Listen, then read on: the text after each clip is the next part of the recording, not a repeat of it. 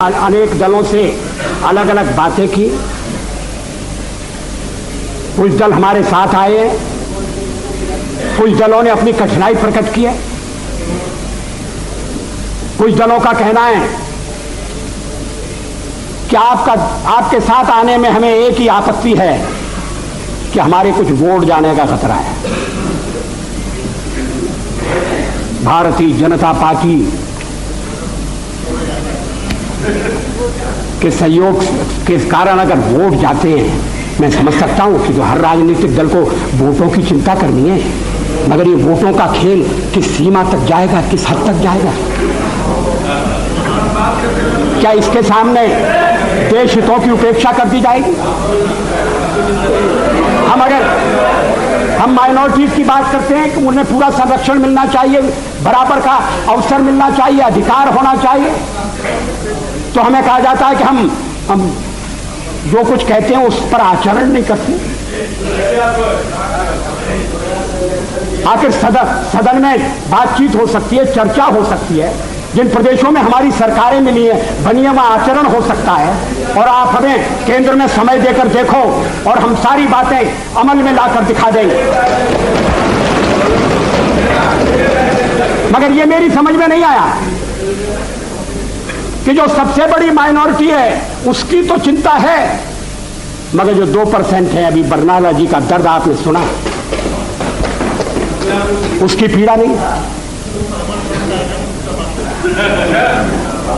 अध्यक्ष महोदय, मुझे वो दिन याद है, दिल्ली में दंगों के बाद और सिख भाइयों के कत्लेआम के बाद मेरा भाजपा का एक कार्यकर्ता मुझसे रात के अंधेरे में मिलने के लिए आया।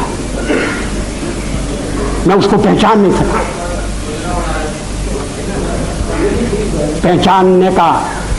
नहीं सका क्योंकि उसके बाल कटे हुए थे, उसके केश कटे हुए थे, दाढ़ी कटी हुई, केश कटे हुए थे। मैंने कहा तुम वही हो? तुमने ये क्या रूप बनाया? रात में क्यों आए हो? चुप कर क्यों आए हो? चोरी छिपे क्यों आए हो?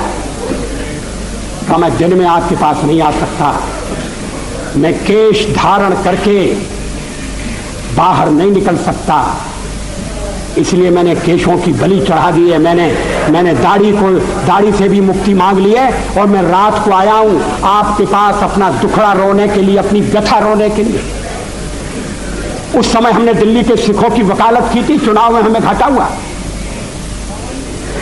सिख विरोधी भावना भड़काकर कांग्रेस ने सत्ता हथियाई। हमने ऐसा बात कभी नहीं किया।